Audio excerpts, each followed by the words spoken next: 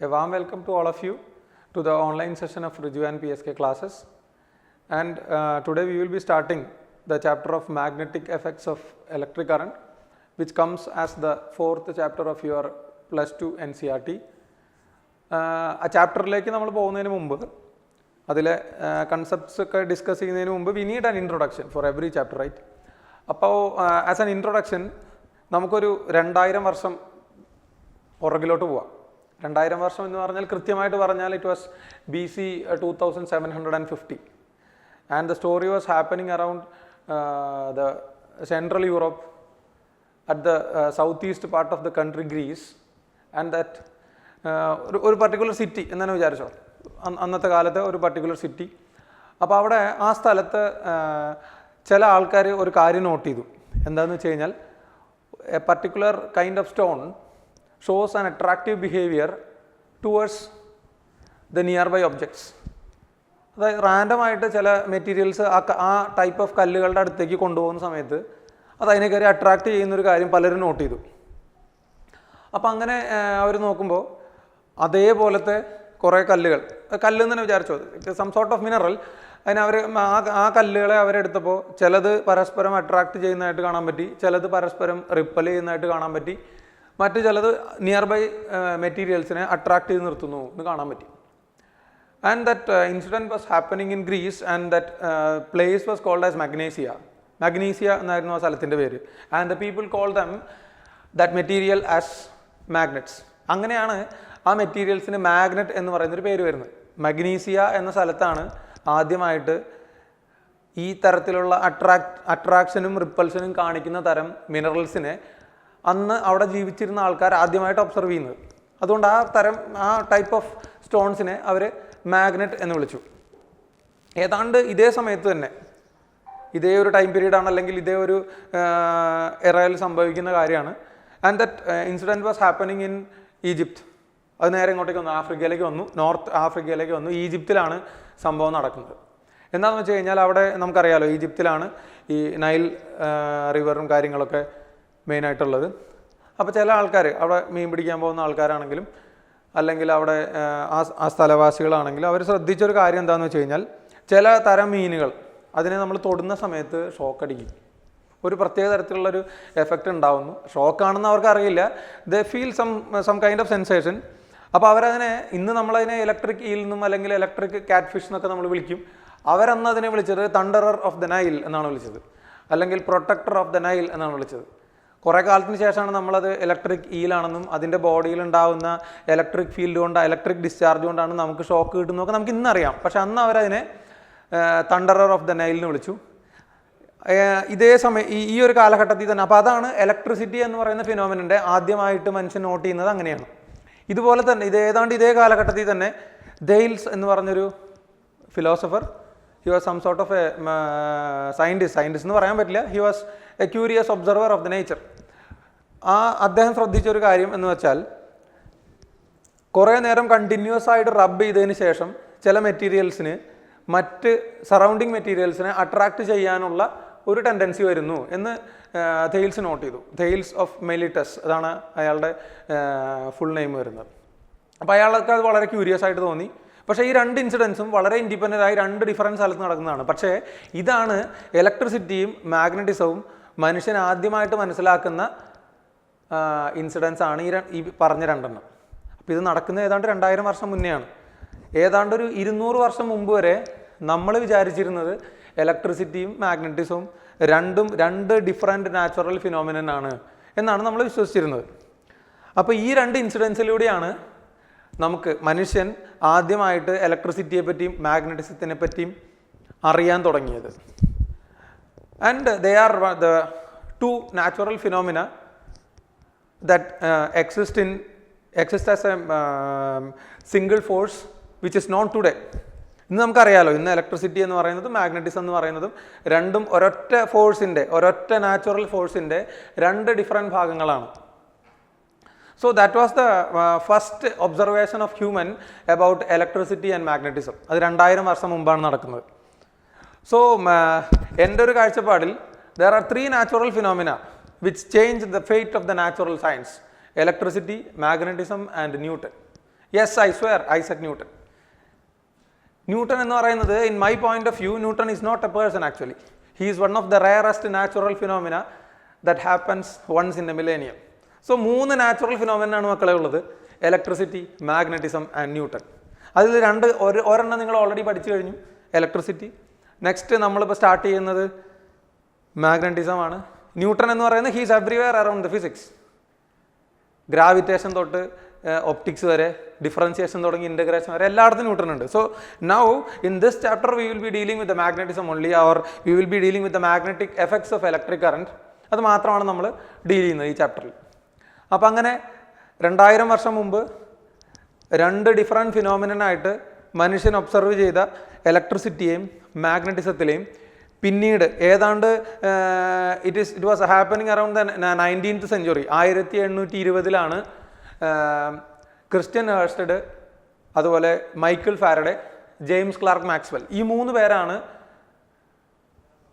ഇലക്ട്രിസിറ്റിയും മാഗ്നറ്റിസത്തിനെയും പരസ്പരം യൂണിഫൈ ചെയ്ത് they have put forward a new theory of electromagnetism. Faraday, Hersted and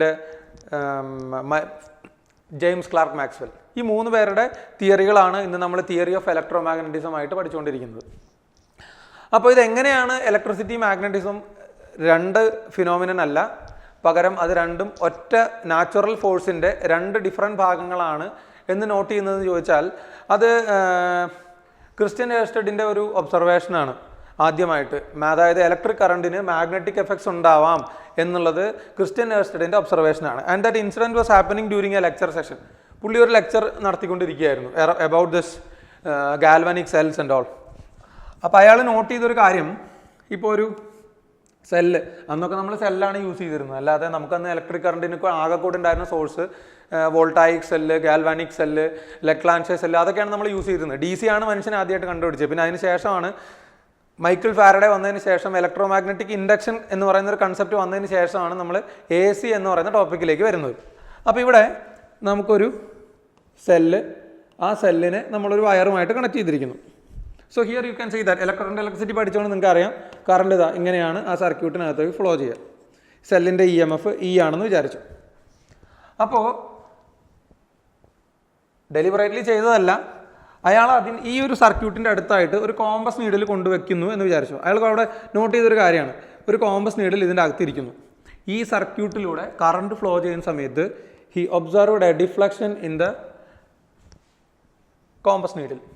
അപ്പോൾ അത് അന്നത്തെ കാലത്ത്, ഇന്ന് നമുക്കതൊരു പുതിയ കാര്യമല്ല, അല്ലെങ്കിൽ ഇന്ന് നമുക്കതൊരു അത്ഭുതം ഉണ്ടാക്കുന്ന ഒരു സംഭവമല്ല. നമുക്കറിയാം, we know that there is deflection because of the magnetic field around the conductor. പക്ഷെ അന്ന്, അതായത് ഓൾമോസ്റ്റ് 240 ഇയേഴ്സ് മുമ്പ് ഇതൊരു അത്ഭുതമാണ്. എന്തുകൊണ്ട് കറണ്ട് ക്യാരിങ് വയറിൻ്റെ അടുത്ത് ഒരു കോമ്പസ് നീഡിൽ കൊണ്ടുവയ്ക്കുമ്പോൾ ആ കോമ്പസ് നീഡിൽ ഡിഫ്ലക്ഷൻ ഉണ്ടാവാനുള്ള കാരണം, ആ കാരണമാണ് ഇന്ന് നമ്മളെ ഈ പറയുന്ന മാഗ്നറ്റോ ഡൈനാമിക്സ് എന്ന് പറയുന്ന ചാപ്റ്ററിലേക്ക് എത്തിച്ചത്.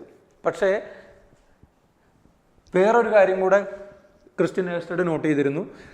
അയാൾ എന്ത് ചെയ്യുമെന്ന് വെച്ചാൽ, ഈ ബാറ്ററിയുടെ പോളാരിറ്റി നേരെ ചേഞ്ച് ചെയ്തു. ഇത് നെഗറ്റീവായി, ഇത് പോസിറ്റീവായി. അതേ സർക്യൂട്ടാണ്. ഇവിടെ ഇപ്പോൾ കറണ്ട് ഫ്ലോ ചെയ്യുന്നത് ക്ലോക്ക് വൈസ് ആണ്. ഈ സർക്യൂട്ടിലാണെങ്കിൽ you can see that the current is flowing in the anticlockwise way. Current is flowing like this, the same cell. ഇവിടെ അയാൾക്ക് കാണാൻ പറ്റിയൊരു കാര്യം, ജസ്റ്റ് എ മിനിറ്റ്,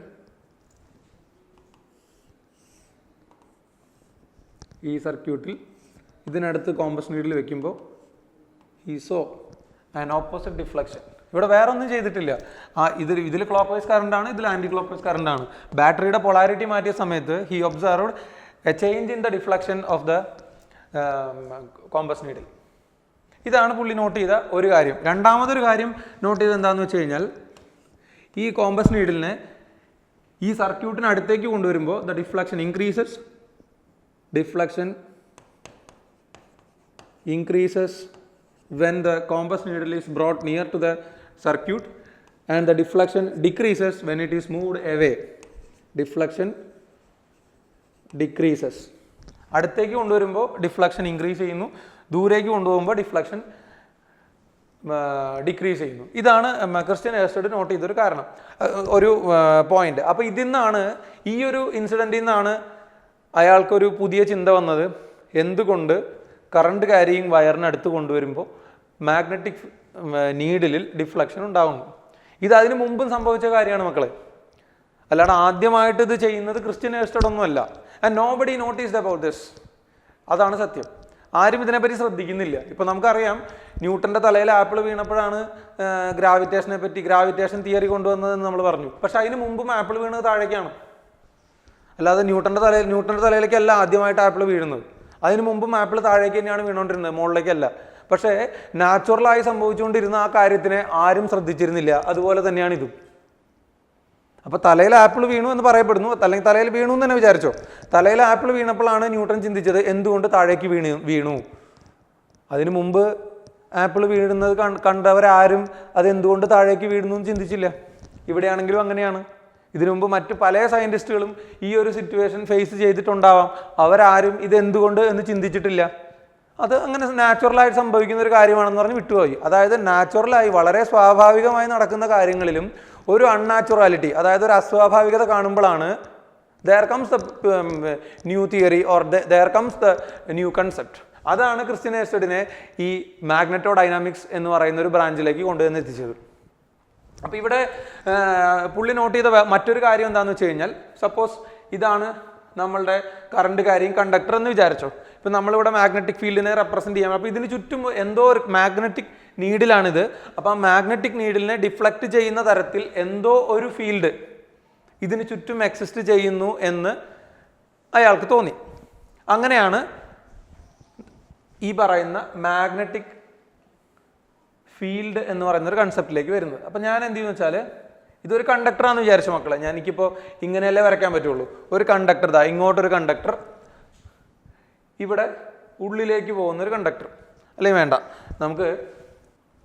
നമുക്കപ്പോൾ അടുത്ത് ക്രിസ്ത്യൻ ഏർസ്റ്റഡ് നോട്ട് ചെയ്തൊരു കാര്യം എന്താണെന്ന് വെച്ച് കഴിഞ്ഞാൽ, ഇപ്പോൾ നമ്മൾ പറഞ്ഞു കോമ്പസ് നീഡിലിനെ അടുത്തേക്ക് കൊണ്ടുവരുമ്പോൾ, അല്ലെങ്കിൽ ആ കോമ്പസ് നീഡിലിനെ ഇതിനടുത്തേക്ക് കൊണ്ടുവരുമ്പോൾ അതിൽ ഡിഫ്ലക്ഷൻ കാണിക്കുന്നു.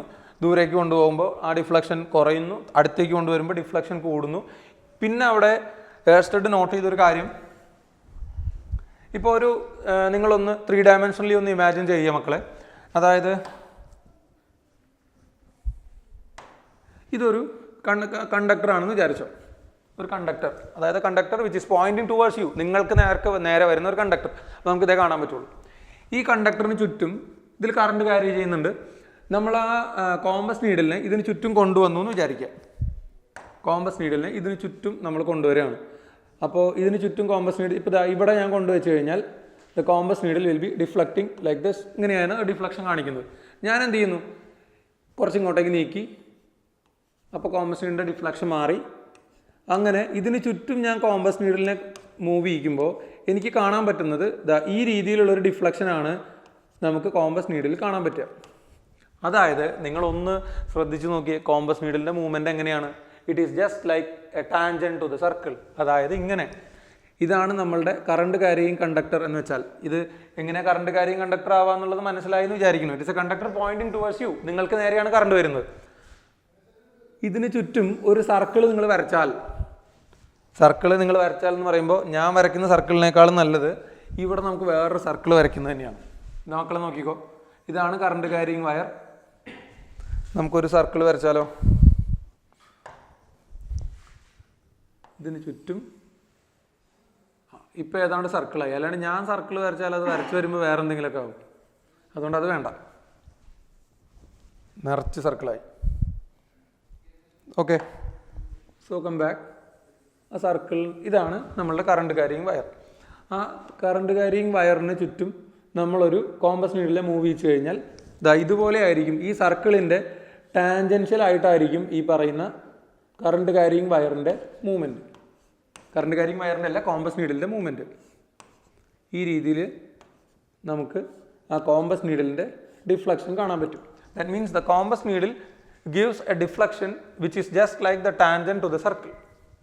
അപ്പോൾ ഇവിടെ കറണ്ട് വരുന്നത്, അപ്പോൾ ഇതിൽ നിന്ന് നമ്മൾ ശ്രദ്ധിക്കേണ്ട വേറൊരു കാര്യം, നമ്മളിവിടെ കൺവെൻഷനലി ഈ മാഗ്നറ്റിക് ഫീൽഡിൻ്റെ ഡയറക്ഷൻ ഡിറ്റർമിൻ ചെയ്യാൻ 2 കാര്യങ്ങളാണ് എടുക്കാറുള്ളത്. അതായത് suppose if the current is coming out of the plane of paper, it is just represented as a point. Point ആയിട്ടാണെങ്കിൽ അത് കമ്മിങ് ഔട്ട് ഓഫ് ദ പ്ലെയിനും, ഒരു ക്രോസ് ആയിട്ടാണെങ്കിൽ ഡോട്ട് ആയിട്ടാണെങ്കിൽ ഔട്ട് ഓഫ് ദ പ്ലെയിനും, ക്രോസ് ആയിട്ടാണെങ്കിൽ ഇൻ ടു ദ പ്ലെയിനും. അത് ശ്രദ്ധിച്ചോളൂ, നമുക്ക് എപ്പോഴും ആവശ്യം വരുന്ന കാര്യമാണ്. If it is a dot represented as a magnetic field, it is a field which is coming out of the plane. If it is a cross, it is coming into the plane. ഇത് നമുക്ക് through out this chapter ആവശ്യം വരുന്ന കാര്യമാണ്. അതിൻ്റെ direction അറിയാൻ വേണ്ടി conventionally നമ്മൾ use ചെയ്യുന്ന ഒരു മെത്തേഡാണ്. അപ്പോൾ മാഗ്നറ്റിക് ഫീൽഡ് അല്ലെങ്കിൽ ആ കണ്ടക്ടറിന് ചുറ്റും ഈ പറയുന്ന കോമ്പസ് നീഡിൽ മൂവ് ചെയ്യുന്നത് ടാൻജൻഷ്യലി ആണെന്ന് പറഞ്ഞു. ഇനി അടുത്ത് അവിടെ എക്സ്പെരിമെൻ്റലി ചെയ്ത് നോക്കിയ മറ്റൊരു കാര്യം എന്താണെന്ന് വെച്ച് കഴിഞ്ഞാൽ, ഇവിടെ ഒരു കറണ്ട് ക്യാരിയിങ് വയർ ഉണ്ടെന്ന് വിചാരിച്ചു മക്കളെ. സിമിലർലി ഇതുപോലെ തന്നെ a current carrying wire which is pointing towards you. ഇതൊരു കറണ്ട് ക്യാരിയിങ് വയർ. ഈ കറണ്ട് ക്യാരിയിങ് വയറിൻ്റെ ചുറ്റും ഇതൊരു ടേബിൾ ആണെന്ന് വിചാരിച്ചു. ഈ ടേബിളിൽ ഒരു കറണ്ട് ക്യാരിയിങ് വയർ ഇതെങ്ങനെ നിൽക്കുന്നുണ്ട്. ഞാൻ കുറച്ച് അയണിൻ്റെ പീസ്, അയണിൻ്റെ ചെറിയ തരി ആയിട്ടുള്ള അയൺ മെറ്റൽ പീസ് ഇവിടെ റാൻഡമായിട്ട് ഞാനൊന്ന് അങ്ങോട്ടേക്ക് ഇട്ട് കൊടുക്കുകയാണ്. എങ്ങനെ നിങ്ങൾ റാൻഡമായിട്ട് ഇട്ടാലും അത് അറേഞ്ച് ചെയ്യുന്നത് ഒരു സർക്കുലർ ഷേപ്പിലായിട്ട് ഇങ്ങനെ ഒരു പാറ്റേൺ ആയിട്ടായിരിക്കും ആ അയണിൻ്റെ അല്ലെങ്കിൽ ഇരുമ്പിൻ്റെ തരികൾ ഇതുപോലെ ആയിരിക്കും അറേഞ്ച് ചെയ്യുക. This is A current carrying wire. ആ കറണ്ട് ക്യാരിയിങ് വയറിന് ചുറ്റും അയൺ പീസ് ഒരു പർട്ടിക്കുലർ ഓർഡറിലായിരുന്നു അറേഞ്ച് ചെയ്തത്. ഇതുപോലെയുള്ള കാര്യങ്ങളാണ് എന്താണ് മാഗ്നറ്റിസം, അല്ലെങ്കിൽ ആ മാഗ്നറ്റിസത്തിന് ഇലക്ട്രിസിറ്റിയുമായിട്ടുള്ള റിലേഷൻ എന്താണ് എന്നുള്ള കാര്യങ്ങൾ കണ്ടുപിടിക്കാൻ ഈ നേരത്തെ നമ്മൾ പറഞ്ഞ ക്രിസ്റ്റ്യൻ ഹേഴ്സ്റ്റഡ്, അതുപോലെ മൈക്കിൾ ഫാരഡേ, ജെയിംസ് മാക്സ്വെൽ അവരെയൊക്കെ കൊണ്ടുചെന്ന് എത്തിച്ചത് ഇതുപോലെ സ്വാഭാവികമായി നടത്തിയിട്ടുള്ള എക്സ്പെരിമെൻറ്റ്സ് ആണ്. അപ്പോൾ ഈ ഒരു ഈ ഇത്രയും പറഞ്ഞ കാര്യങ്ങളിൽ നിന്നാണ്, ഇതെല്ലാം ഹേഴ്സ്റ്റഡ്സ് എക്സ്പെരിമെൻ്റ് ആണ്. ഇതിൽ നിന്നാണ് ക്രിസ്റ്റ്യൻ ഹേഴ്സ്റ്റഡ് പറഞ്ഞത് there is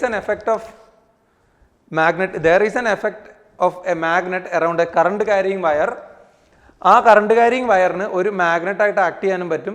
ആ കറണ്ട് ക്യാരിയിങ് വയറിന് ചുറ്റും എക്സ്പീരിയൻസ് ചെയ്യുന്ന മാഗ്നറ്റിക് ഫീൽഡ് വയറിനോട് അടുത്ത് വരും തോറും അതിൻ്റെ ഇൻറ്റൻസിറ്റി കൂടുന്നു, വയറിൽ നിന്ന് അകന്നു പോകും തോറും അതിൻ്റെ ഇൻറ്റൻസിറ്റി കുറയുന്നു. ഇതാണ് നമ്മൾ ഇന്ന് പഠിച്ചുകൊണ്ടിരിക്കുന്ന ഇലക്ട്രോ മാഗ്നറ്റിസം എന്ന് പറയുന്ന ടോപ്പിക്കിൻ്റെ, അല്ലെങ്കിൽ ഇന്ന് നമ്മൾ ഏറ്റവും കൂടുതൽ യൂസ് ചെയ്തുകൊണ്ടിരിക്കുന്ന ഇലക്ട്രോ മാഗ്നറ്റിസം എന്ന് പറയുന്ന ബ്രാഞ്ച് ഓഫ് ഫിസിക്സിൻ്റെ തുടക്കം എവിടെയായിരുന്നു? It was started with Christian Oersted. ആ കോമ്പസ് നീഡിലുണ്ടായ ഡിഫ്ലക്ഷൻ, ക്രിസ്റ്റ്യൻ ഹേഴ്സ്റ്റഡിൻ്റെ കോമ്പസ് നീഡിലുണ്ടായ ഡിഫ്ലക്ഷനാണ് ഇത്രയും കാര്യങ്ങളിലേക്ക് കൊണ്ടുവന്ന് എത്തിച്ചത്. ഇത് ഈ ചാപ്റ്ററിൻ്റെ ജസ്റ്റ് ഒരു ഇൻട്രൊഡക്ഷൻ ആണ് മക്കളെ. ഈ ചാപ്റ്ററിൻ്റെ ജസ്റ്റ് ഒരു ഇൻട്രൊഡക്ഷൻ ആണ്. നമ്മൾ എന്താണ് അതായത് ഈ മാഗ്നറ്റിസം എന്ന് പറയുന്ന ഫിനോമിനൻ്റെ ഹിസ്റ്ററി എന്താണ്, അല്ലെങ്കിൽ അതിൻ്റെ ബാക്ക്ഗ്രൗണ്ട് എന്താണ്, എങ്ങനെയാണ് നമ്മൾ മാഗ്നറ്റിസം എന്ന് പറയുന്ന ടോപ്പിക്കിൽ അല്ലെങ്കിൽ മാഗ്നറ്റിസം എന്ന് പറയുന്ന ഫിനോമിനനിലേക്ക് എത്തിപ്പെട്ടത്, അതിൽ നമ്മൾ യൂസ് ചെയ്യുന്ന കൺവെൻഷൻസ് എന്തൊക്കെയാണ്, ഇതൊക്കെയാണ് ജസ്റ്റ് ആസ് ആൻ ഇൻട്രൊഡക്ഷൻ. നിങ്ങളുടെ NCERT-യിൽ പറഞ്ഞിരിക്കുന്ന ഫസ്റ്റ് പാർട്ടാണ് നമ്മളിപ്പോൾ ഇത്ര നേരം ഇവിടെ പറഞ്ഞുകൊണ്ടിരുന്നത്. അത് സ്റ്റാർട്ട് ചെയ്യുന്നത് ഇതിൽ നിന്നാണ്, ഹേഴ്സ്റ്റഡ് എക്സ്പെരിമെൻറ്റിൽ നിന്നാണ് അത് സ്റ്റാർട്ട് ചെയ്യുന്നത്. ഇവിടെ ഞാൻ ഈ ചാപ്റ്ററിലേക്ക് പോകുന്നതിന് മുമ്പായിട്ട് നമ്മളിതിൽ പോകുന്ന ആ ഒരു ഓർഡർ പറഞ്ഞതിന് ശേഷം നമുക്ക് അതിലേക്ക് പോവാം. ഇപ്പോൾ ആദ്യം എന്താണ് മാഗ്നറ്റിക് ഫീൽഡ് അല്ലെങ്കിൽ മാഗ്നറ്റ് എന്ന് പറയുന്നത് എന്താണെന്നുള്ളൊരു ജസ്റ്റ് ഇൻട്രൊഡക്ഷൻ, അതിൻ്റെ ഒരു ഹിസ്റ്ററി നമ്മൾ പറഞ്ഞു. ഇനി അതിന് ശേഷം ഇപ്പം ഒരു കാര്യം മക്കളെ, നമ്മളിവിടെ ഒരു വേർഡ് സൂചിപ്പിച്ചു, മാഗ്നറ്റിക് ഫീൽഡ്. മാഗ്നറ്റ് എന്താണെന്ന് നിങ്ങൾക്കറിയാം. And what is mean by a field?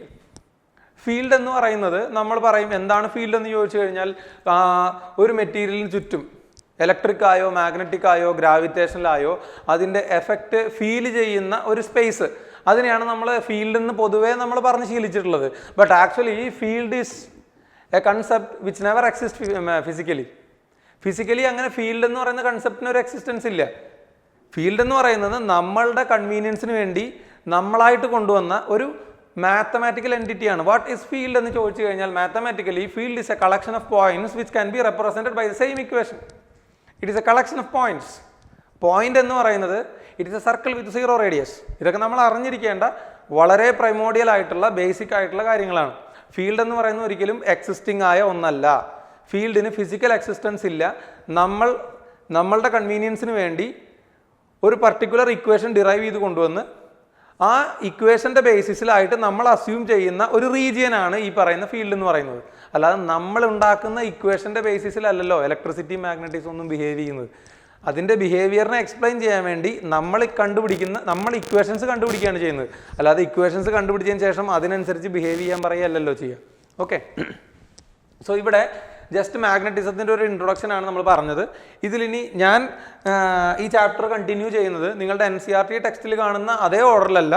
കാരണം നമുക്ക് NCERT കാണുന്ന കാര്യങ്ങൾ ബോർഡ് എക്സാമിന് ആവശ്യമുള്ളതാണ്. അതേപോലെ തന്നെ NCERT കാര്യങ്ങളോടൊപ്പം തന്നെ നിങ്ങളുടെ കോമ്പറ്റേറ്റീവ് എക്സാംസിന് ജസ്റ്റ് ലൈക്ക് നീറ്റ് JEE പോലെയുള്ള എക്സാമുകൾക്ക് ആവശ്യമായിട്ട് വരുന്ന കുറച്ച് ഹയർ ഓർഡർ തിയറീസും നമുക്കിവിടെ ഡിസ്കസ് ചെയ്യേണ്ടി വരും. പിന്നെ NCERT ഇതിൻ്റെ ഡീറ്റെയിൽഡ് ആയിട്ടുള്ള ഡെറിവേഷൻസ് ഒന്നും പലതിനും ഇല്ല. And you require that for the board examination. അപ്പോൾ കുറച്ചും കൂടെ ആ ലെവലിലേക്ക് നമ്മൾ പോകും. പിന്നെ അതിൻ്റെ ഒപ്പം തന്നെ അതാത് ടോപ്പിക്കിൻ്റെ ക്വസ്റ്റ്യൻസും കുറച്ച് എക്സാമ്പിൾസും എല്ലാം നമ്മൾ അതിൻ്റെ ഒപ്പം തന്നെ ഡിസ്കസ് ചെയ്യും.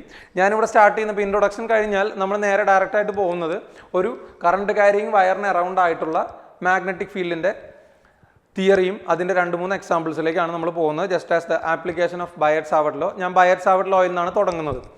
അതിൻ്റെ നിങ്ങളുടെ ടെക്സ്റ്റ് എടുത്ത് നോക്കിക്കഴിഞ്ഞാൽ സ്റ്റാർട്ടിങ് വരുന്നത് magnetic Lorentz force, then force on A current carrying wire, then cyclotron, അതുപോലുള്ള കാര്യങ്ങളാണ് നിങ്ങളുടെ NCERT വരുന്നത്. അപ്പോൾ ആരും അത് ഞാൻ സ്കിപ്പ് ചെയ്തു എന്ന് തോന്നണ്ട. ഇതാണ് ശരിക്കും നിങ്ങൾക്ക് ഹെൽപ്ഫുൾ ആവുന്ന ഓർഡർ എന്ന് പറയുന്നത്. നമ്മൾ ആദ്യം മാഗ്നറ്റിക്സം എങ്ങനെയാണ് വന്നത്, എന്താണ് മാഗ്നറ്റിക് ഫീൽഡിൻ്റെ ഫണ്ടമെൻ്റൽ ഇക്വേഷൻ എന്താണ്, അങ്ങനെ നമ്മൾ പറഞ്ഞ് ലാസ്റ്റിലെ നമ്മൾ സൈക്ലോട്രോൺ, അതുപോലെ മാഗ്നറ്റിക് ലോറൻസ് ഫോഴ്സ്, അതുപോലെയുള്ള കാര്യങ്ങളിലേക്കൊക്കെ എത്തിയിട്ട് നമുക്ക് യൂസ് ഉള്ളൂ. കാരണം നിങ്ങൾ നീറ്റ് ആണെങ്കിലും JEE ആണെങ്കിലും if you check the previous question paper, ഏറ്റവും കൂടുതൽ ക്വസ്റ്റ്യൻസ് ചോദിച്ചിട്ടുള്ളത് magnetic field around a current carrying circular ലൂപ്പും magnetic field due to a long straight വയറുമാണ് ഏറ്റവും കൂടുതൽ തവണ. നീറ്റ് JEE അതല്ല, ഇനി ബോർഡ് എക്സാംസിനാണെങ്കിൽ നിങ്ങൾക്ക് ചെക്ക് ചെയ്യാം മക്കളെ, ഏറ്റവും കൂടുതൽ ചോദിച്ചിട്ടുള്ളതാണ്. ലോറൻസ് ഫോഴ്സും സൈക്ലോട്രോണും ഒക്കെ കുറവാണ്, ചോദിക്കാറുണ്ടെങ്കിലും ഏറ്റവും കൂടുതൽ തവണ ചോദിച്ചിട്ടുള്ളത് ഞാൻ നേരത്തെ പറഞ്ഞ 2 ടോപ്പിക്കാണ്. സോ നമ്മൾ സ്റ്റാർട്ട് ചെയ്യുന്നത് തന്നെ അതിൽ നിന്നാണ്. ഓക്കെ, സോ ഇതിന് ശേഷം ഇപ്പോൾ ഈ ഇൻട്രൊഡക്ഷൻ പറഞ്ഞു കഴിഞ്ഞതിന് ശേഷം we will be starting with the basic law of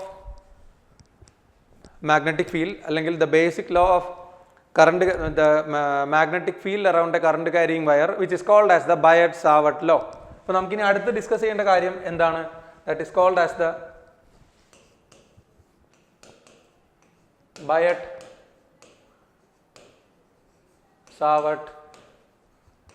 law. ഇതിനെ ചില ബുക്കുകളിൽ ലാപ്ലാസ് ലോ എന്നും പറയും. ഇത് വേറെ ഒന്നുമല്ല, it is a theoretically proven and experimentally demonstrated law which is used to find the magnetic field around a current carrying wire. അപ്പോൾ നമുക്കിനി അതിൻ്റെ കാര്യങ്ങളിലേക്ക് കടക്കാം. ബയറ്റ്-സാവർട്ട് ലോ എന്താണ്, അല്ലെങ്കിൽ ബയറ്റ്-സാവർട്ട് ലോ നമ്മൾ എന്തൊക്കെ കാര്യങ്ങൾക്കാണ് യൂസ് ചെയ്യുന്നത്, അതുപോലുള്ള കാര്യങ്ങളിലേക്ക് നമുക്ക് കടക്കാം. ഓക്കെ, നമ്മളപ്പോൾ നമ്മുടെ ഡിസ്കഷൻ കണ്ടിന്യൂ ചെയ്യാണ് about Biot Savart law which gives the magnetic field due to a long straight current carrying wire. അപ്പോൾ നമുക്ക് ഒരു സ്ട്രൈറ്റ് ലോങ് കറണ്ട് ക്യാരിയിങ് വയറിനെ അസ്യൂം ചെയ്യാം. ഇതൊരു പ്രത്യേകിച്ച് ഷേപ്പുള്ള ഒരു കറണ്ട് ക്യാരിയിങ് വയർ ആവണമെന്നില്ല, റാൻഡമായിട്ട് ഷേപ്പുള്ള ഇങ്ങനെ ഒരു കറണ്ട് ക്യാരിയിങ് വയർ വിചാരിക്കുക. അപ്പോൾ അതിലൂടെ ഒരു കറണ്ട് ഫ്ലോ ചെയ്യുന്നുണ്ട് മക്കളെ. The current flowing through it is given as I. നമുക്ക് വേണ്ടത് ഇതിലൂടെ, ഇതിൻ്റെ ലെങ്ത് ഒന്നും അറിയില്ല, it is a very long wire എന്ന് തന്നെ വിചാരിച്ചോളൂ. And we need to get the magnetic field at this point. ഈ പോയിന്റിലുള്ള മാഗ്നറ്റിക് ഫീൽഡ് എത്രയാണെന്ന് അറിയണം. ഇത് എക്സ്പെരിമെൻ്റലി പ്രൂവ് ചെയ്ത ഒരു ലോ ആണ്. സോ നമ്മൾ അവിടെ നടത്തിയ ഒബ്സർവേഷനിൽ നിന്ന് നമുക്ക് കിട്ടിയിട്ടുള്ള കാര്യം എന്താണെന്ന് വെച്ചാൽ, this is the position vector connecting this conducting wire and the given point. അപ്പോൾ അതിനുവേണ്ടി എനിക്ക് മൊത്തം വയർ കൊണ്ടുള്ള മാഗ്നറ്റിക് ഫീൽഡാണ് കണ്ടുപിടിക്കേണ്ടത്. അതിനുവേണ്ടി നമ്മൾ അസ്യൂം ചെയ്യുന്നു ഒരു ചെറിയ ലെങ്ത് എലമെൻറ്റ്, DL എന്ന് പറയുന്ന ലെങ്ത് ഉള്ള ഒരു ചെറിയ സെഗ്മെൻറ്റ് ഞാൻ വിചാരിക്കുന്നു. And through the length element of DL the same current passes. I എന്ന് പറയുന്ന കറണ്ട് തന്നെയാണ് ഇതിൽ കൂടിയും പാസ് ചെയ്യുന്നത്.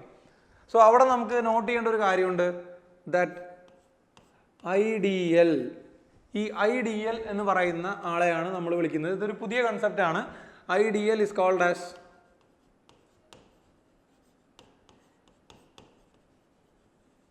The current element. ഈ ഐഡിയലിനെ നമ്മൾ കറണ്ട് എലമെൻറ്റ് എന്നാണ് പറയുക.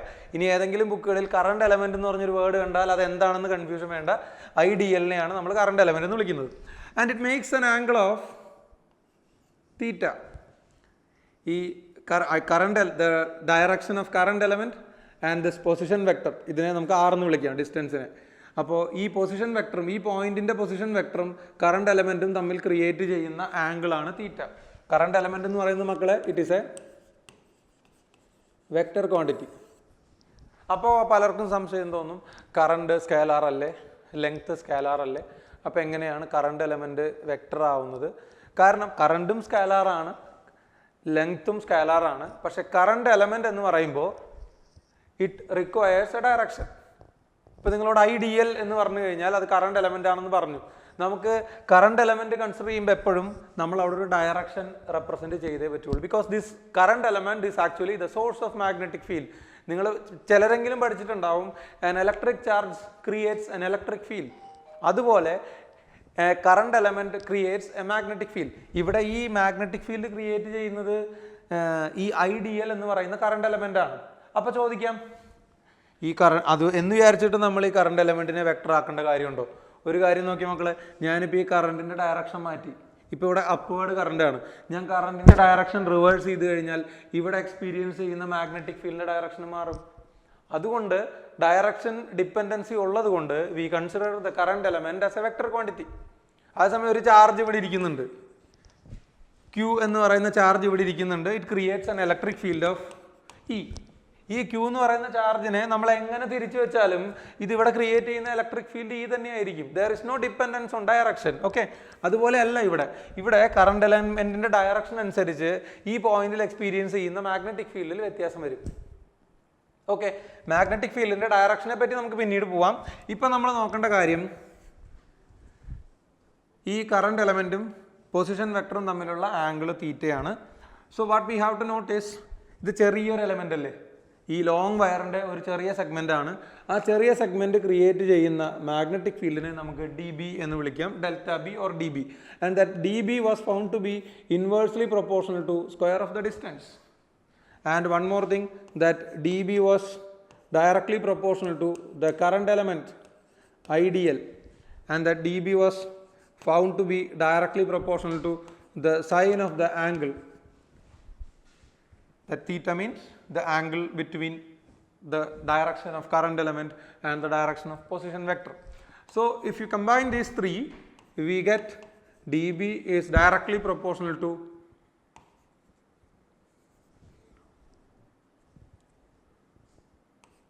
I dl sin theta divided by r square.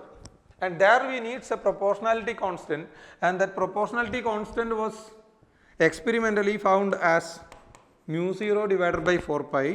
അതിൻ്റെ വാല്യൂ ഇതായിരുന്നു, mu 0 divided by 4 pi into I dl sin theta divided by r square. ഇതാണ് ബയാഡ് സാവർട്ട് ലോയുടെ നമ്മൾ ഏറ്റവും കോമൺ ആയിട്ട് യൂസ് ചെയ്യുന്ന form. mu 0 divided by 4 pi into I dl sin theta divided by r square. ഇതെന്താണെന്നുള്ള ഇതിൽ mu 0 എന്താണ്, അല്ലെങ്കിൽ ഇതിന് മറ്റ് പല ഫോംസ് ഉണ്ടോ, അതൊക്കെ നമ്മൾ പിന്നീട് കിടക്കാം. ഇപ്പോൾ നിങ്ങളിത് മനസ്സിലാക്കിക്കോളൂ, ഇതാണ് ബയാഡ് സാവർട്ട് ലോയുടെ, അല്ലെങ്കിൽ ഈ കണ്ടക്ടിങ് വയർ കൊണ്ട്, കണ്ടക്ടിങ് വയറിൻ്റെ ഐഡിയൽ എന്ന് പറയുന്ന സെഗ്മെന്റ് കൊണ്ട് ഇവിടെ എക്സ്പീരിയൻസ് ചെയ്യുന്ന മാഗ്നറ്റിക് ഫീൽഡ് ഈ തന്നിരിക്കുന്നതാണ്. So you know how to find the total magnetic field, just integrate it. ഈ ഡി ബി എന്ന് പറയുന്നത് ആ ചെറിയ ലെങ്ത് എലമെന്റിന്റെ മാഗ്നറ്റിക് ഫീൽഡാണ്. ടോട്ടൽ മാഗ്നറ്റിക് ഫീൽഡ് കണ്ടുപിടിക്കാൻ what we have to do, നമുക്ക് അതിനെ ഇതിന്റെ ഒരു എൻഡ് തൊട്ട് മറ്റേ എൻഡ് വരെ ഇന്റഗ്രേറ്റ് ചെയ്യണം. That is what gives you the total magnetic field. So total magnetic field is integral D B. Okay, അപ്പോൾ മക്കളെ ഇതാണ് നമ്മൾ ബയാഡ് സാവർട്ട് ലോയുടെ കോമൺ ആയിട്ട് കണ്ടുവരുന്ന ഫോം. ഇവിടെ നമുക്ക് മറ്റു ചില കാര്യങ്ങളും കൂടെ നോക്കാനുണ്ട്. The equation that we have seen is d B equal to mu 0 divided by 4 pi into I dl sin theta divided by r square ആണ്. ഇതിൽ this mu 0 is called as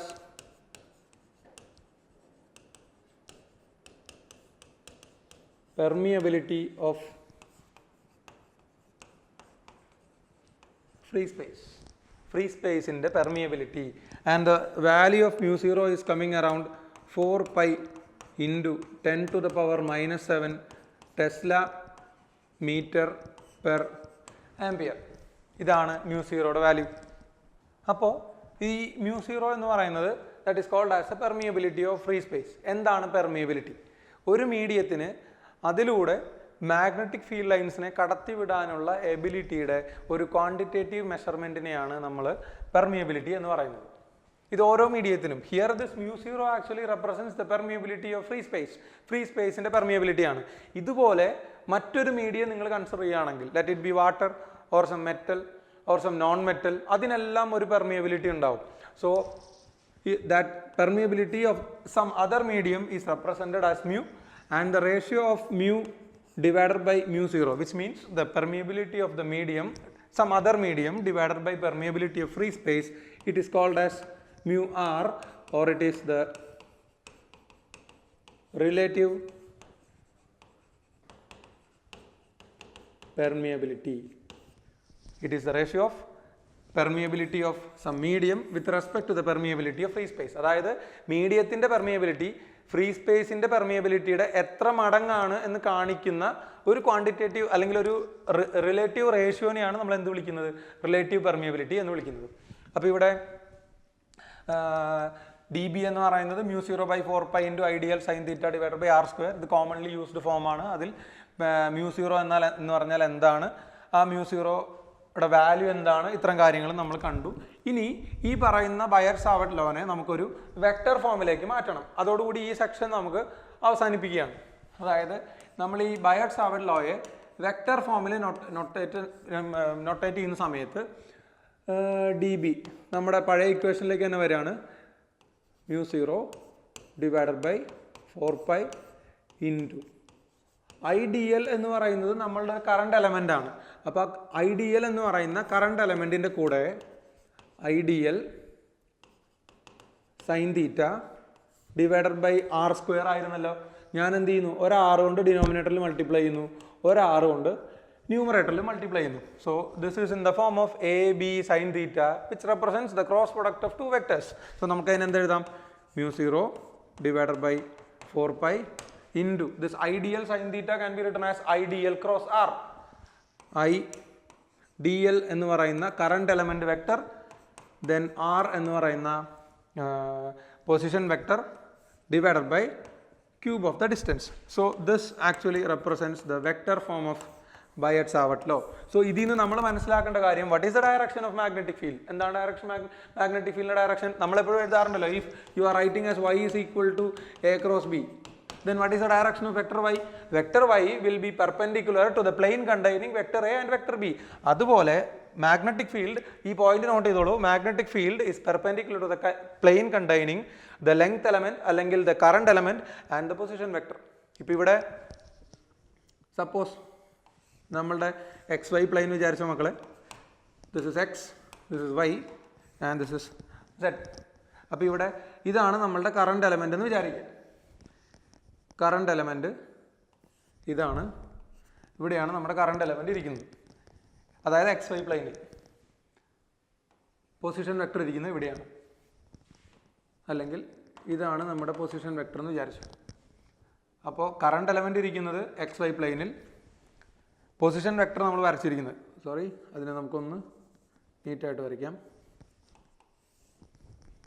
ഇത് X Y Z plane, current element ഇതാണെന്ന് വിചാരിച്ചു. This is the current element IDL. ഈ പ്ലെയിനിലാണ് നമ്മൾ consider ചെയ്യുന്ന position vector ഇരിക്കുന്നതെന്ന് consider ചെയ്ത് കഴിഞ്ഞാൽ ഇതാണ് കറണ്ട് എലമെൻറ്റ്. കറണ്ട് എലമെൻറ്റ് ഇരിക്കുന്നത് എവിടെയാണ്? ഈ ബോർഡിലാണ് കറണ്ട് എലമെൻറ്റ് ഇരിക്കുന്നത്. ഫ്ലോറിലാണ് നമ്മളുടെ പൊസിഷൻ വെക്ടർ എന്ന് വിചാരിച്ചാൽ ഇതാണ് position vector. This is the position vector. Then the magnetic field will be coming around this Y Z plane. ഇത് എക്സ് വൈ പ്ലെയിനിലും ഇത് എക്സ് സെഡ് പ്ലെയിനിലും ആണെങ്കിൽ the magnetic field will be coming around this Y Z plane. അതായത് magnetic field is perpendicular to the plane containing the current element and the magnetic field. Current element and the position vector, I'm sorry. ഈ രണ്ട് പേരുടെയും, ഈ രണ്ട് ക്വാണ്ടിറ്റീസിൻ്റെയും, current എലമെൻറ്റിൻ്റെയും position വെക്ടറിൻ്റെയും cross പ്രോഡക്റ്റിൻ്റെ ഡയറക്ഷനിലാണ് ആരുണ്ടായിരിക്കുക? Magnetic field ഉണ്ടായിരിക്കുക. രണ്ട് വെക്ടറുകൾ ക്രോസ് പ്രൊഡക്റ്റ് എടുക്കുമ്പോൾ ആ റിസൾട്ട് ആ രണ്ട് വെക്ടറിൻ്റെയും പ്ലെയിനിന് പെർപെൻഡിക്കുലർ ആയിട്ടായിരിക്കും വരിക എന്നുള്ളത് നമ്മൾ കഴിഞ്ഞ വർഷം വെക്ടർ അനാലിസിസിൽ പഠിച്ചിട്ടുണ്ടാവും. The same principle is applied here. Magnetic field ഈ രണ്ട് പേർക്കും പെർപെൻഡിക്കുലർ ആയിട്ടായിരിക്കും വരിക എന്നുള്ളത്. ഇതാണ് ബയറ്റ്-സാവർട്ട്-ലോയുടെ വെക്ടർ ഫോം ആയിട്ട് നമ്മൾ റെപ്രസെൻറ്റ് ചെയ്യുന്നത് I d l cross r divided by r cube into mu 0/4π. Okay, അപ്പോൾ നമ്മൾ ഇത്രയും നേരം കണ്ടത് ജസ്റ്റ് മാഗ്നറ്റിസത്തിൻ്റെ അല്ലെങ്കിൽ ജസ്റ്റ് ഒരു ഇൻട്രൊഡക്ഷനും ഒരു കറണ്ട് ക്യാരിങ് വയറിൻ്റെ മാഗ്നറ്റിക് ഫീൽഡിന് റെപ്രസെൻറ്റ് ചെയ്യുന്ന ഇക്വേഷൻ എന്താണെന്നുമാണ് നമ്മൾ കണ്ടത്. ഇനി അടുത്ത ക്ലാസ്സിൽ നമ്മൾ ഇന്നത്തെ ക്ലാസ് വൈൻഡപ്പ് ചെയ്യുന്നതിൻ്റെ ഒപ്പം അടുത്ത ക്ലാസ്സിൽ നമ്മൾ എന്താണ് പറയാൻ പോകുന്നതെന്നും കൂടെ ജസ്റ്റ് ഒന്ന് കേട്ടോളൂ. ഈ ബയറ്റ്-സാവർട്ട് ലോ വെച്ചുകൊണ്ട് നമ്മൾ ഇലക്ട്രിക് ഫീൽഡിനെയും മാഗ്നറ്റിക് ഫീൽഡിനെയും ജസ്റ്റ് ഒന്ന് കമ്പയർ ചെയ്യാം. Is there any relation between the electric field and magnetic field? Just ഒരു കമ്പാരിസൺ പർപ്പസിന് വേണ്ടിയിട്ട് the similarities and dissimilarities between electric and magnetic field. അവിടെ നിന്നാണ് നമ്മൾ നെക്സ്റ്റ് ക്ലാസ് സ്റ്റാർട്ട് ചെയ്യുന്നത്. Okay, thank you.